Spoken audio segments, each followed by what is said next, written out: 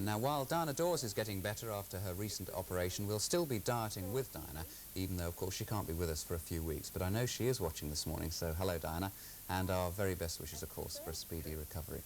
Now, I know that Diana wants to thank all the thousands of people who wrote to her after the interview we showed last Friday when she talked so movingly about having cancer. And she wants us to pass on the message that she is very happy to have given confidence to all those people who find themselves in a similar situation. And when we talked to Diana yesterday, she said she was feeling absolutely great. And she's gone back on the XL diet again, so there you are. Well, one of the most successful of the Dors dozen on that diet is Mrs. Bette Holmes from Melton Mowbray in Leicestershire. Betty has done particularly well because she started out as the heaviest of all the Dors dozen, weighing in on July the 1st at 15 stone 8. A couple of weeks ago, she'd made it into our top 6 by getting down to 14 stone 1. Well, Betty's aim was to slim down for her husband, Derek, who she married last April. So far, she's lost a staggering 21 pounds. And in a moment, we'll be putting her on the scales to see what she weighs today. Hello, Betty, how are you? Hello. I'm very well, thank you, Nick. Good. Now, your big problem is the sweet tooth, is that right? That's right, it was, yes. I'm getting it under control now, yes. Yeah, what did you particularly like, then? Dark chocolate-coated digestive biscuits, cream cakes, yes, and chocolate in general, yes. When did you eat those sort of things? All the time? Or? Yeah, instead of meals. Instead of meals? Instead of meals. I could have quite happily had a couple of bars of chocolate instead of a meal, yes. And often with a cup of coffee. You know, you start with one biscuit and finish a packet full. That's not unknown among people that eat a lot. That surprised me. When did that sort of thing start? I mean, have you been eating chocolate like that all your life? No, no, not really. You know, it sort of crept up on me. Right, well, let's see how what sort of diet you've got laid out for us today.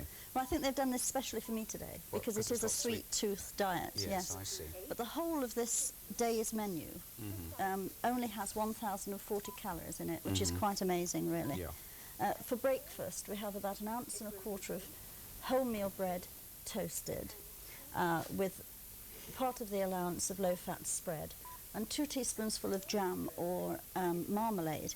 Now, you can choose your own jam or marmalade, you know, whichever you like the best. I've been trying the low-sugar marmalades, which are very good, actually. Yeah. And that's 170 calories altogether. Right. Then for lunch, we have this. I know you don't like the look of this, Nick. It's an amazing mixture this is to me. It's marvellous. I'm about as sophisticated as a sack of potatoes I am, but I mean fish and fruit and... yes, there's 3 ounces smoked fillet of mackerel. Yes. But you could have trout, any fish that you like. It doesn't need cooking, it's quite easy, you see, it's already prepared.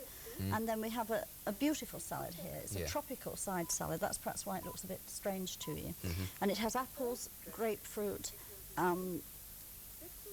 sprinkling of almonds, and also some real fresh figs and a dressing of yoghurt on top. Right. And that is what, how many calories? 295 calories, yes. Okay, on to the dinner then? This is dinner. This is a very good recipe because you can easily sort of double it up or even make it for 4 people, for the whole family. It's a casserole with bacon, beans and root vegetables. Yes. And it's very, very good. Only 200 calories altogether.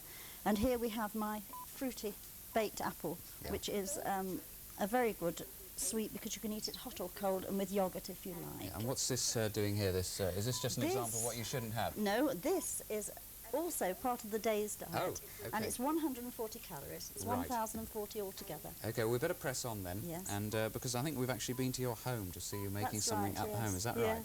Good stuff. We visited Betty, in fact, in her hometown of Melton Mowbray. Place famous, as you may know, for pork pies, but of course pork pies aren't on the diet. So Betty took us into a flat and showed us how to make one of her favourite puddings, fruity baked apple, which you've just seen.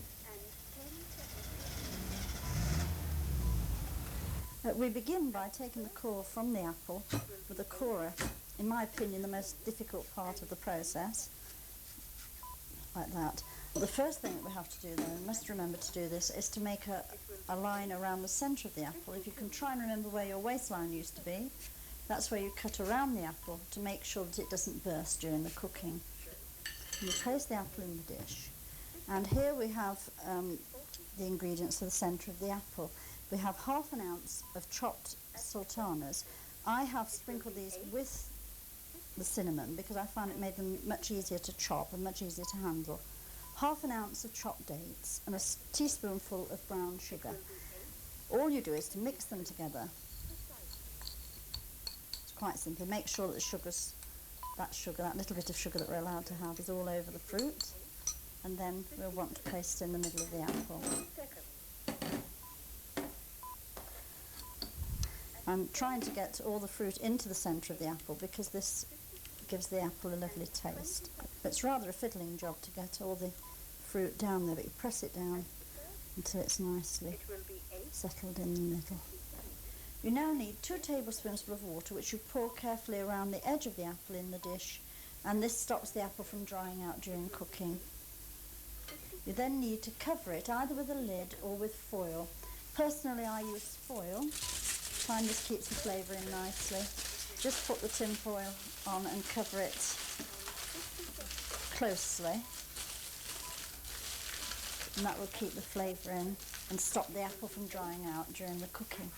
You then need to bake your apple in a moderately hot oven for 30 minutes.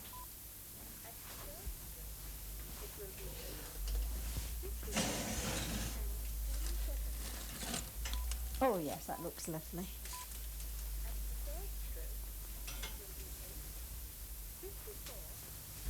There you are. Didn't you say you want to lose a stone? How would you like to eat things like that? It's delicious. Oh good, I am pleased because I've had nothing to eat since breakfast time, and I'm really going to enjoy this. Well done. Now, what's this? I just want to see what this thing is you've got behind you that's wrapped up. This is a secret thing. This is a Melton Mowbray pork piney. Is it? And it's a very special present for a very special lady.